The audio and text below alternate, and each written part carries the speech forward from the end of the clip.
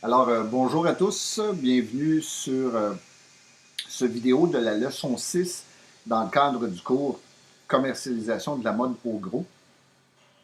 Alors aujourd'hui, on aura terminé un peu la gestion de territoire, la recherche de clients, euh, la prospection. On va travailler, on va se servir du cours pour finir le devoir ou pour continuer le devoir sur la gestion de territoire. Ce dont je veux vous entretenir un petit peu plus aujourd'hui, dans le cadre de ce cours-ci, ce vidéo-ci, c'est la notion de planification du temps d'un représentant de commerce au gros. C'est une notion assez importante parce que le représentant au gros a plusieurs fonctions très spécifiques. Évidemment que le gros de la fonction du représentant, c'est de vendre. Je vous dirais que et vous avez un tableau qu'on a revu en classe, euh, que la portion vente dans le cadre d'un représentant aux ventes, ça peut représenter entre 33 et 35 de son temps, c'est-à-dire à peu près 15 à 16 heures, 17 heures de vente par semaine, sur une semaine disons, qu'on prend une semaine de 48 heures de travail, parce que c'est à peu près le temps qu'un représentant passe au travail. Là, si vous pensez que le métier de représentant peut se faire avec des semaines de 30 heures, peut-être que vous pourriez penser à un autre métier. Un représentant des ventes au gros travaille facilement entre 45 et 50 heures par semaine. Donc, si on considère que 33-35 du temps du représentant sera consacré à vendre, c'est-à-dire d'être en présence d'acheteurs pour proposer de la marchandise et prendre des commandes, décrocher des commandes. Euh, Vous allez me dire, ben, qu'est-ce que le représentant fait le restant de la semaine? Euh, il y a évidemment une portion importante de planification, à peu près 5 du temps. Euh, un représentant doit passer facilement 2h30, 3 heures par semaine à planifier sa semaine. Vous l'aurez vu dans le cadre du travail de gestion de territoire. Il faut, avant d'aller vendre, il faut faire une planification. Donc, 2h30, 3 heures par semaine. En général, souvent, les représentants font ça euh, moi, ce que je recommandais à mes représentants, c'est de faire ça le lundi matin très tôt, de venir au bureau, par exemple. Et souvent, j'en profitais comme directeur des ventes pour faire mon meeting de vente avec mes vendeurs le lundi matin. À 7 heures, par exemple, on se faisait un petit meeting. Et puis, à 7h30, mes représentants, après ça, pouvaient planifier leur semaine de travail entre 7h30 et 10h, par exemple, faire la planification, prendre les rendez-vous, etc.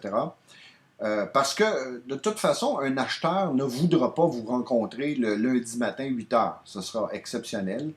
Et si c'est le cas, ben, il faudra ajuster nos cédules de travail. Mais souvent, le lundi matin est un moment très propice à faire de la planification. Bon.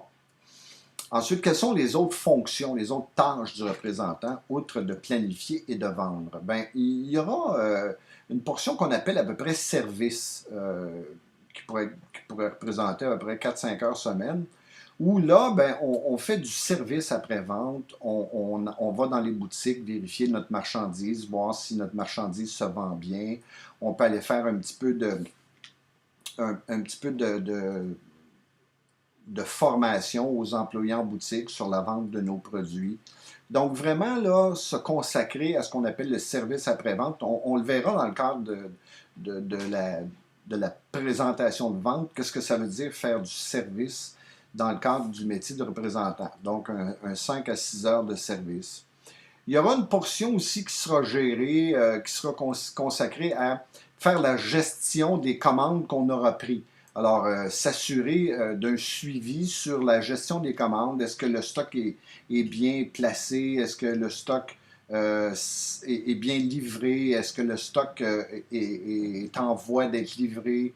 On a promis à notre client que la marchandise pourrait être livrée le mercredi, donc est-ce que ce sera le cas?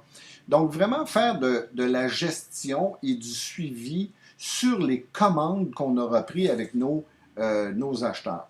Ça, c'est quelque chose d'important pour une portion de la semaine, à peu près, je vous dirais, 10% du temps. Il y aura une portion administrative aussi.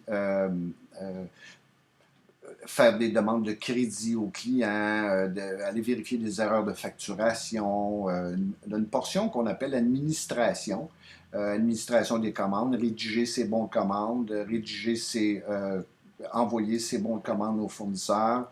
Donc ça, c'est ce qu'on appelle de l'administration, en fait, qui est une portion aussi importante du travail de représentant.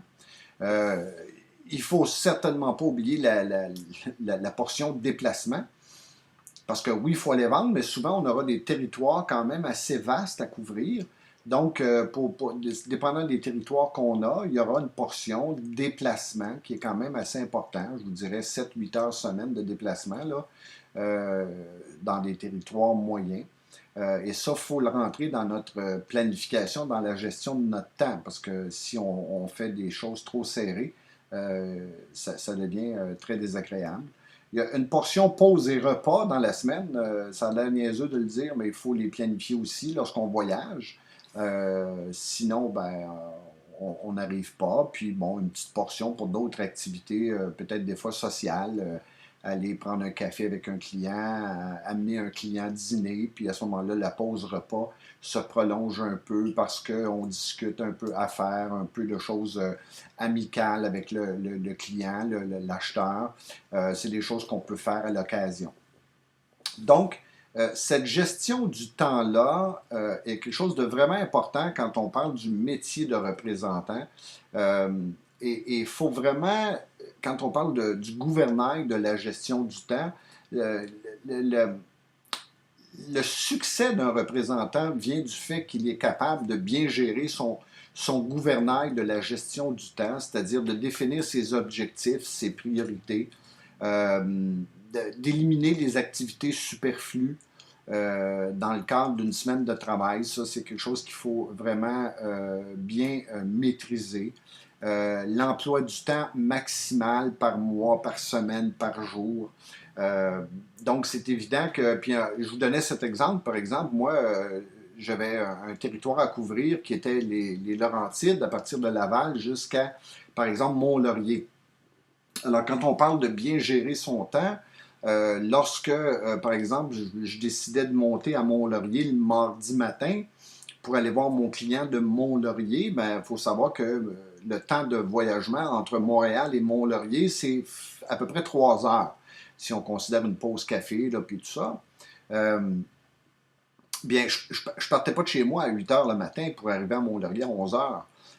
Quand on parle de bien gérer le gouvernail de la gestion de son temps, bien, il est évident que moi, je partais de chez moi à 5 heures le matin parce que je voulais être chez mon client à l'ouverture du magasin à 8 heures de façon à maximiser mon temps pour la journée. Euh, de plus, si je devais terminer ma journée à Sainte-Agathe, par exemple, euh, puis que je voulais rentrer à Montréal cette journée-là même, Sainte-Agathe-Montréal, on considère à peu près 1 heure et demie de voyagement.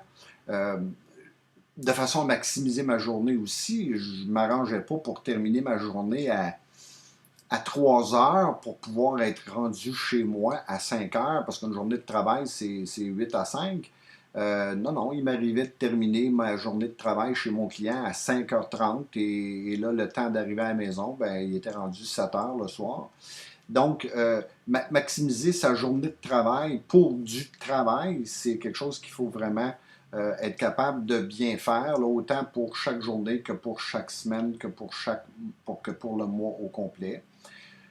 Euh, il faut aussi être capable, dans la gestion de notre temps, de répartir notre temps entre la négociation de nouveaux contrats, nouvelles ventes, nouvelles relations, que de diviser notre temps pour relancer d'anciens clients, d'anciennes relations qui ont peut-être réduit leurs achats. Donc, lorsqu'on analyse notre clientèle, c'est important de bien séparer en deux groupes ce qu'on veut développer et ce qu'on a à relancer au niveau des clients, parce que les clients, souvent, vont faire affaire avec nous de façon sporadique. Il y en a que ce sera très constant, mais il y en a que ce sera en hausse, en baisse, en hausse, en baisse. Donc, d'être capable de relancer nos anciens clients pour pouvoir être capable de maximiser notre territoire. Aussi, être capable, dans la gestion de notre temps, là, d'être capable de quantifier nos objectifs par semaine, par mois, par année, par jour même. Donc, de vraiment être capable de se dire, ben, OK, si ce mois-ci, mon objectif de vente, c'est 400 000 ben, il faudrait que je sois capable de répartir ça dans la gestion de mon temps pour être capable d'aller vendre pour rencontrer mes objectifs. Donc, c'est vraiment cette notion-là là, qui est vraiment importante. Évidemment, comme représentant, on aura à faire appel beaucoup au téléphone, aux rencontres en personne, être capable Puis si on voulait se donner une espèce de portrait, là, on est certain que dans une année, ben, on va passer du temps au téléphone, on va passer du temps en rencontre, on va faire des appels à tous les jours. C'est quoi la moyenne? Puis là, encore une fois, je vous donne ça comme moyenne, mais ça peut varier beaucoup, là. Il est évident qu'un représentant qui a un territoire assez vaste pourrait penser faire facilement entre 3 et 5 présentations de vente par jour. Pourrait penser être capable de faire au moins 10, 15 appels téléphoniques par jour. Sur quoi 200 jours ouvrables dans la semaine où on peut faire des rencontres et des ventes. Un territoire moyen, on peut parler d'à peu près 500-600 rencontres par année, 2-3 000 appels par année. Donc, c'est un petit peu le portrait de ce métier-là en soi. Puis, quand on est capable de mettre ça dans un horaire de travail bien réparti, on est certain qu'on va avoir du succès. N'oubliez pas que faire de la représentation aussi, c'est d'appliquer une formule systématique de rencontres, d'appels, de présentation de vente. Et quand on respecte ça, puis qu'on le fait de façon assidue, on sera certain d'avoir un certain succès. Parce que même si évidemment, si on est un très, très bon représentant, bien aguerri, bien expérimenté, on va développer des techniques qui feront qu'on aura plus de succès au niveau de nos ventes. Mais vendre, c'est aussi relié à une notion statistique. Si on est un représentant moyen, il faut prendre conscience que plus on fera des présentations de vente, plus les statistiques feront qu'on a des chances d'avoir des commandes puis de vendre. Donc ça, c'est vraiment important. Et puis encore une fois, toute la notion de gestion des priorités A, B, C, D. J'ai souvent vu des représentants perdre leur temps sur des choses qui pourraient être faites par quelqu'un d'autre au bureau. Puis de ne pas focuser sur les bonnes choses, sur les bons clients pour faire des présentations de vente et avoir des commandes qui sont substantielles et intéressantes. Donc, toute cette notion d'apprendre à gérer nos priorités selon un système ABCD, en disant ça peut attendre, ça, il faut que ça soit fait tout de suite, etc. C'est vraiment quelque chose qu'il faut développer. On ne peut pas travailler comme représentant en n'ayant pas cette notion des priorités A, B, C, D, et puis de passer du coq à l'âne comme ça, d'une tâche à l'autre, sans vraiment avoir structuré ce qu'on a à faire. Donc, c'est un petit peu le sujet dont je voulais vous entretenir aujourd'hui de façon un petit peu plus approfondie. Je vous souhaite une bonne journée. La semaine prochaine, ce sera une leçon de mise à jour pour votre devoir de gestion de territoire et pour vos réflexions dans le portfolio d'apprentissage. Alors, nous nous reparlerons la semaine prochaine. Je vous souhaite une bonne journée.